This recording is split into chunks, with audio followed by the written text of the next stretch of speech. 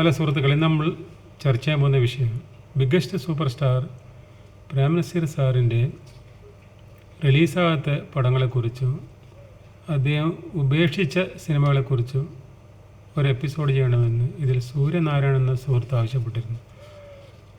അദ്ദേഹം 2 പ്രാവശ്യമായി പറയുന്നു. കാരണം ഞാനത് അതിൻ്റെ ഇടയിൽ മറന്നുപോയതാണ്. വേറെ ഒരാൾ പറയുന്നതിൽ ഇവിടെ പെൻഡിങ്ങിൽ വെക്കലാണ്. അതിനുശേഷം ഓരോന്നോരോന്ന് ഇങ്ങനെ ഓരോ വീഡിയോ ചെയ്യലാണ്. ഇന്ന് നമുക്കതിനെക്കുറിച്ച് പറയാം. നസീർ സാറിൻ്റെ പൂർത്തിയായിട്ട് റിലീസ് ചെയ്യാത്തൊരു പടമാണ് ദേവദാസി. പിന്നെ പോസ്റ്റർ ഒട്ടിച്ചിട്ടില്ല, പക്ഷേ അതിൻ്റെ സ്റ്റിക്കറിൽ ഓരോ വീഡിയോ ഷോപ്പിലെ സ്റ്റിക്കർ ഒട്ടിച്ചിരുന്നു. നസീർ സാറിൻ്റെ സ്റ്റൈലിന് നന്നായിട്ട് കാണാൻ, നല്ല ഹെയർ സ്റ്റൈലിലായിട്ട്. പാട്ടെല്ലാം കാസറ്റെല്ലാം ഇറങ്ങിയിരുന്നു. പൊന്നലയില മാനമാടി എന്നെല്ലാം പറഞ്ഞ പാട്ടുണ്ട്. നല്ല ഒരു അരേൻ്റെ ഒരു പാട്ടാണ്. അങ്ങനെ പൊന്നലയില മാനമാടി എൻ തോണി അങ്ങേക്കരയിൽ പോയി എന്നെല്ലാം പറഞ്ഞ പാട്ടായിരുന്നു. അത് കളർ ഫിലിമാണ്, പക്ഷേ റിലീസായിട്ടില്ല. എന്ത് പറ്റിയെന്ന് അറിയില്ല. പിന്നെ ഒന്ന് നസീർ സാറിൻ്റെ റിലീസാകാത്ത പാടാണ് CAD നസീർ കൊച്ചി തുറമുഖത്ത്. അത് പകുതി വഴി എന്തോ കാരണത്താൽ ഉപേക്ഷിക്കേണ്ട വന്നത്. പക്ഷെ ചിലർ പറയുന്നുണ്ട് അതേ പടം തന്നെയാണ് അറിയപ്പെടാത്ത രഹസ്യം എന്ന് പറഞ്ഞിട്ട് വന്നത് പിന്നീട്. പക്ഷെ അതാവാൻ സാധ്യതയില്ല. CAD നസീർ കൊച്ചിയിൽ നസീറിൻ്റെ പേര് നസീർ തന്നെയാണ്, CAD നസീർ എന്നാണല്ലോ. അറിയപ്പെടാത്ത രഹസ്യത്തിൽ അങ്ങനെയല്ലല്ലോ. പിന്നെ സുവർണക്ഷേത്രം നസീർ സാറിൻ്റെ ഒരു പൂർത്തിയാകാത്ത പാടാണ്. അതിൻ്റെ പ്രൊഡ്യൂസർ തുടക്കമെല്ലാം കുറിച്ചിന് അതിൻ്റെ, പിന്നീട് അത് ഉപേക്ഷിച്ചു. കാരണം പൈസ പ്രൊഡ്യൂസർ അടുത്തില്ലാത്തതുകൊണ്ടോ എന്താണെന്നറിയില്ല. തടവുകാരി നസീർ സാറിൻ്റെ ഫുൾ പൂർത്തിയായി പോസ്റ്റർ ഒട്ടിച്ചതാണ്. നസീർ സാർ ഒരു ലോക്കപ്പിലുള്ള ഒരു സ്ത്രീയെ ഇങ്ങനെ നോക്കി അവരോട് സംസാരിക്കുന്നൊരു വലിയൊരു ഫോട്ടോ ഉണ്ടായി. പോസ്റ്ററിൽ ഒട്ടിച്ചതാണ്. റിലീസിൻ്റെ ഡേറ്റും എല്ലാം തീരുമാനിച്ച്, പക്ഷേ തലേന്ന് അത് പടം പിന്നെ കോടതി കേസായി. അത് ഇന്നും ഇറങ്ങിയിട്ടില്ല. അത് മദ്രാസ് ഞാൻ ഒരു മലയാളിനെ കണ്ടരോ ഇങ്ങനെ സിനിമൻ്റെ കാര്യമെല്ലാം പറഞ്ഞു. നമ്മൾ മെഡിക്കൽ ഷോപ്പിൽ നമുക്ക് കുറേ ആൾക്കാർ പിന്നെ സ്ഥിരം കസ്റ്റമർ ഉണ്ടാവില്ല. പിന്നെ അവർ വന്ന് സംസാരിക്കാനായിട്ട് വരും. ഈ സിനിമൻ്റെ കാര്യമെല്ലാം ചോദിക്കും ഞാൻ. അങ്ങനെ പഞ്ചാബി എന്ന് പറഞ്ഞ നടനെല്ലാം കണ്ടുമുട്ടിയത്. പഞ്ചാബിയിൽ മരുന്ന് വാങ്ങാൻ വരും. പഞ്ചാബി എന്ന് പറഞ്ഞാൽ CB ഡയറക്കുറിപ്പിൽ ഞാൻ പറഞ്ഞിട്ടില്ലേ, ബാങ്കിൽ നിന്ന് ജഗതി, പിന്നെ CBI എന്ന് പറയുമ്പോൾ സെൻട്രൽ ബാങ്ക് ഓഫ് ഇന്ത്യ എന്നെല്ലാം പറഞ്ഞിട്ട് പിന്നെ കുറച്ച് ഇംഗ്ലീഷെല്ലാം പറയുന്നത്. അയാൾ വന്ന കുറേ സിനിമയെക്കുറിച്ച് പറയും. അയാൾ വന്നാൽ ഞാൻ ഓരോ നടന്മാരെക്കുറിച്ചെല്ലാം പറയും, എങ്ങനെയുണ്ട് ചെയ്യും. അയാൾക്ക് ഞാൻ ഓരോ സത്യമാഷെക്കുറിച്ച് ചോദിച്ചു, എങ്ങനെയുണ്ട് സത്യമാഷ നസീർ സാറ് കാലത്ത് അയാളുണ്ട്. അപ്പോൾ ഞാൻ ചോദിച്ച് സത്യമാഷെക്കുറിച്ച് എങ്ങനെ ചോദിച്ചു. സത്യമാഷ പിന്നെ ഭയങ്കര പിന്നെ നടനാണ്, അദ്ദേഹത്തിൻ്റെ അഭിനയം പിന്നെ മറ്റേ ഇന്ന് വേറൊരാൾക്കും അദ്ദേഹത്തെ പോലത്തെ അഭിനയിക്കാൻ കഴിയില്ല. പഞ്ചാബി പറഞ്ഞത്. പഞ്ചാബിൻ്റെ പേര് ഇതിനിടയ്ക്ക് ഒരാൾ ഇതിൽ കമൻ്റ് ഇട്ടില്ല, പഞ്ചാബ് ക്യാഷ് എന്നാണ് അയാളുടെ പേര്. സിനിമയിൽ പഞ്ചാബ് കുറേ പടത്തിലുണ്ട്, പഴയ പടത്തിൽ. ഈ നാട്ടിൽ ഡൈവിഷൻ്റെ പടത്തിലുണ്ടാവും ചില പടത്തിൽ. അപ്പോൾ ഞാൻ ഓരോ നടന്മാരെക്കുറിച്ച് കൊട്ടാരക്കാരൻ ചോദിച്ചു. കൊട്ടാരക്കാർ അപാര അഭിനയം എന്നോട് പറഞ്ഞു. പിന്നെ നസീർ സാറിനോട് ചോദിച്ചു. അന്നേരം പറഞ്ഞ് മലയാള സിനിമയിൽ ഒരേ ഒരു സൂര്യനേ ഉള്ളൂ, ആ സൂര്യൻ നസീർ സാറാണ്. സൂര്യൻ കുറേ ഉണ്ടാവില്ലല്ലോ, ഒരു സൂര്യനെല്ലാം ഉണ്ടാവും. മലയാള സിനിമയിലെ സൂര്യൻ പ്രേം നസീർ സാറാണ്. പിന്നെ നസീർ സാർ ഈ അദ്ദേഹത്തിൻ്റെ സഫാരി സൂട്ടിൽ അദ്ദേഹത്തിന് കൊടുത്ത കഥയെല്ലാം പറഞ്ഞിട്ടുണ്ട്. പിന്നെ ഞാൻ ചോദിച്ചത് എല്ലാ നടന്മാരെക്കുറിച്ചും ചോദിച്ചു. സുകുമാരനെ മൂപ്പർക്ക് ഇഷ്ടമാവില്ല പഞ്ചാബിക്ക്. പഞ്ചാബി ഒരു സോമനേക്കാളും നല്ല നടൻ സുകുമാരനാണ്. അപ്പോൾ ഞാൻ ഒരു സോമനല്ല നല്ലത്. അതുപോലെ സോമൻ വെറും ഇങ്ങനെ എടുത്താൽ മാത്രം ഇങ്ങനെ അയാളിങ്ങനെ ആക്ഷൻ കാണിച്ചാണ്. എല്ലാ ഡയലോഗ് വരുമ്പോൾ ഇങ്ങനെ പറയാം. സുകുമാരനാണ് നല്ലത്. ജയൻ ചേട്ടനെ കുറിച്ച് അങ്ങനെ ചോദിച്ചു. ജയനെ ഞാനൊരു നടനായിട്ട് അംഗീകരിച്ചിട്ടില്ല. അയാൾ പഞ്ചാബി പറഞ്ഞത്. ഞാൻ തള്ളുന്നതല്ല, പഞ്ചാബ് എക്കാലത്ത് പറഞ്ഞത്. പഞ്ചാബി ഇപ്പം ജീവിച്ചിരിപ്പുണ്ട്. പഞ്ചാബിനോട് ചോദിച്ചതാണ്. ജയനെ ഞാനൊരു നടനായിട്ട് അംഗീകരിച്ചിട്ടില്ല. അപ്പോൾ ഞാൻ ഞെട്ടിപ്പോയി പറഞ്ഞത് കേട്ടില്ല. എന്നാലും നമുക്കെല്ലാം ജയനെ ഇഷ്ടമാണെന്നല്ലോ. അപ്പോൾ ഇയാളെന്ത് ഇങ്ങനെ പറഞ്ഞത് ഞാൻ വിചാരിച്ചു.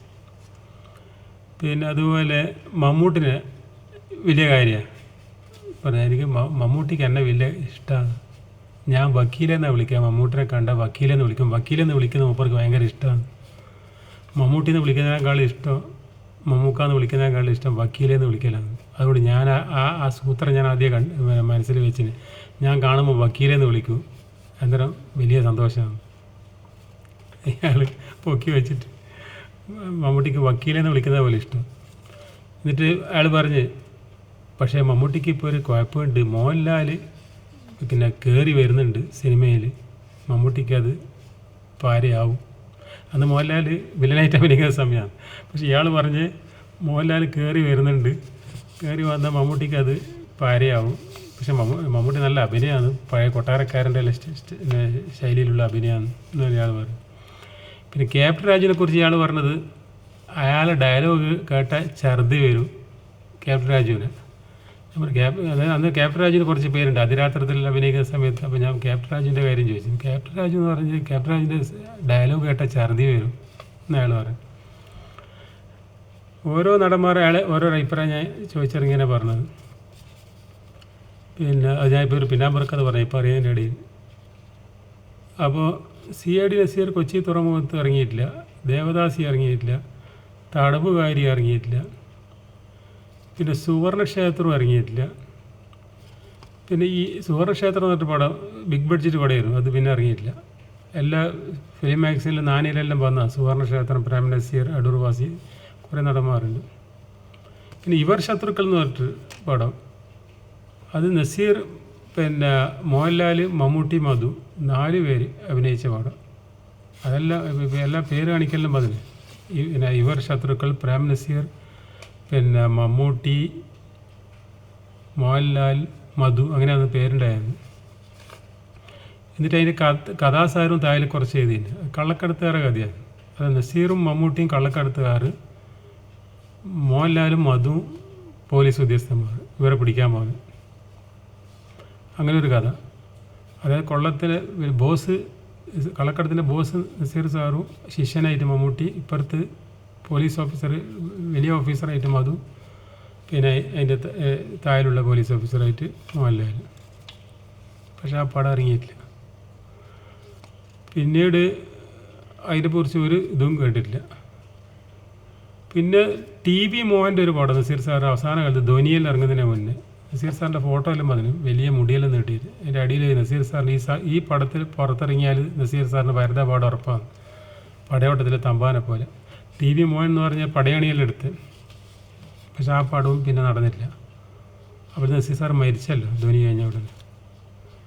പിന്നെ P വേണുവിൻ്റെ ചട്ടമ്പി വാസു, അത് പിച്ചാത്തി കുട്ടപ്പന് ശേഷം P വേണു സംവിധാനം ചെയ്ത് നസീർ സാർ പിച്ചാത്തി കുട്ടപ്പൻ അഭിനയിച്ച് അതേപോലെ വേറൊരു പേരിൽ ചട്ടമ്പി വാസു എന്ന് പറഞ്ഞിട്ട് ആ പടവും എല്ലാത്തിലും ഫിലിം മാഗസിനെല്ലാം വന്നില്ല. ചട്ടമ്പി വാസു, നസീർ, KP ഉമർ, കുറേ നടന്മാരുണ്ട്. അപ്പോൾ വന്നിട്ടില്ല. പിന്നെ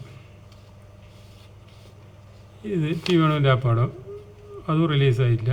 പിന്നെ നസീർ കമലഹാസൻ്റെ ബിഗ് ബഡ്ജറ്റ് ഒരു പടം വരാനുണ്ട്, വിൻസെൻ്റ് മാഷ്, വയനാടൻ തമ്പാന് ശേഷം, കുരുക്ഷേത്ര എന്ന് പറഞ്ഞിട്ട്. അത് നസീർ സാറിന് പിന്നെ കുരുക്ഷേത്രം എന്ന പണ്ടത്തെ കുരുക്ഷേത്രൻ്റെ ആ കഥയല്ല. നമ്മൾ ഒരിക്കലും കുരുക്ഷേത്രം എന്ന് കേട്ടാൽ വാൾപ്പയറ്റു, ആരോമലുണ്ണി പോലത്തെ പടം, അങ്ങനെയല്ല, സാധാരണ പടം തന്നെ. നസീർ സാർ വലിയൊരു കഥാകൃത്തായിട്ടും കമലഹാസൻ ഒരു ഡാൻസറായിട്ടും ആ പടം ഇറങ്ങണമായിരുന്നു. നല്ല അടിപൊളി പടമായിരിക്കും. നസീർ തിരുവോണത്തിന് ശേഷം നസീർ കമലഹാസൻ അഭിനയിക്കുന്നതെന്ന് പറഞ്ഞിട്ട് വന്നു. രണ്ടുപേർക്കും തുല്യ റോളാന്ന് തോന്നുന്നുണ്ട് അതിന്. അപ്പോഴത്തെ കമലഹാസൻ പിന്നെ ഈ കുറച്ച് വലിയ നടനായി തമിഴിലെല്ലാം പോയിട്ട്, അതുകൊണ്ട് തുല്യ റോൾ തന്നെ ആയിരിക്കും അത് നസീർ സാറിൻ്റെ കൂടെ. തമിഴിൽ വന്നിട്ട് ഈ അലാവുദ്ദീൻ അത്ഭുതങ്ങളൊക്കെല്ലാം കഴിഞ്ഞില്ല, അതിന് ശേഷമാണ് കുറേ തമിഴിൽ കുറേ പടം വന്നില്ല. അതുകൊണ്ട് പിന്നെ മലയാളത്തിൽ അഭിനയിക്കുന്ന നസീർ സാറിൻ്റെ കൂടെ തുല്യ പ്രാധാന്യം ഉണ്ടാകാൻ സാധ്യതയുണ്ട്. പിന്നെ ഇതെല്ലാം നസീർ സാറിൻ്റെ നസീർ സാറിൻ്റെ പെട്ടിയിലായിട്ട് പിന്നീട് വന്ന പടത്തിനെ പോലെ പറയാം. ഗാന്ധർവ് എന്ന് പറഞ്ഞ പടം നസീർ സാറിൻ്റെ പെട്ടിയിലായി പോയ പടം. 74-73 ഇറങ്ങേണ്ട പടം. നസീർ, വിൻസെൻ്റ്, സുജാത. അതിൽ സുജാത നസീർ സാറിൻ്റെ നായികയാണ്. ഞാൻ സുജാതയുടെ കഥ പറയുമ്പോൾ അത് പറയാൻ മറന്നു. ഗാന്ധർവത്തിൽ സുജാതയാണ് നസീർ സാറിൻ്റെ നായിക. ബ്ലാക്ക് ആൻഡ് വൈറ്റ് പടം. 73 ഇറങ്ങേണ്ട പടം ഇറങ്ങിയത് 78. Black and white. അപ്പോൾ പഴയ പടം കാണുന്ന ആൾക്ക് പുതിയ പടത്തിന് പോയിട്ട് പഴയ പടം കാണുന്ന പോലെ ഉണ്ട്. പഴയ പടം തന്നെയാണ് നല്ലത്. എല്ലാം മാറ്റം. ഈ ഷർട്ടും പാൻറ്റിൻ്റെ എല്ലാം അന്നത്തെ ബെൽബോട്ടമല്ല. അതിൽ 78 ബെൽബോട്ടം പാൻറ്റാണ്, പക്ഷേ ഗാന്ധർവത്തിൽ ബെൽബോട്ടം പാൻറ്റല്ല. അപ്പോൾ നമുക്കെല്ലാം സംശയം വന്നു. ഇപ്പം ബെൽബോട്ടത്തിൻ്റെ കാലത്ത് പിന്നെ പണ്ടത്തെ CID നസീറിലെ പോലത്തെ പാൻറ്റ്, അന്നേരമാണ് മനസ്സിലായത് പെട്ടിയിലായ പടം. പിന്നെ ലാൽ അമേരിക്കയിൽ നിന്നുള്ള പടം നസീർ സാറിൻ്റെ പെട്ടിയിലായി. പിന്നെ കുറച്ച് കാലം അതിൻ്റെ ആദ്യത്തെ പേര് ചിക്കാഗോയിൽ ചീന്തിയ രക്തം എന്നാണ്. പിന്നെ പെട്ടിയിലായിപ്പോയി. കുറച്ച് കഴിഞ്ഞിട്ട് അതിൻ്റെ പേര് മാറ്റിയിട്ട് സൗരയൂഥം എന്ന് പറഞ്ഞിട്ട് ഇറക്കാൻ വേണ്ടിയിട്ട് പരസ്യം വന്ന് ആ പടം പെട്ടിയിൽ നിന്ന് പുറത്തിറങ്ങി. എന്നിട്ട് പിന്നെയും നിന്നുപോയി. പിന്നെയാണ് നസീർ സാർ മരിച്ച സമയത്ത്, മരിക്കുന്നതിന് ഒരാഴ്ച മുമ്പായിട്ടാണ് ഇറങ്ങിയത് ലാൽ അമേരിക്കയിൽ നിന്ന്. ഇത് രണ്ടും നസീർ സാറിൻ്റെ അങ്ങനെയുള്ള പടം. പിന്നെ നമുക്ക് നസീർ സാർ ഉപേക്ഷിച്ച സിനിമയെ കുറിച്ച് പറയാം. അവസാനത്തെ കാലത്ത് 1921 നസീർ സാർ ഉപേക്ഷിച്ച പടം.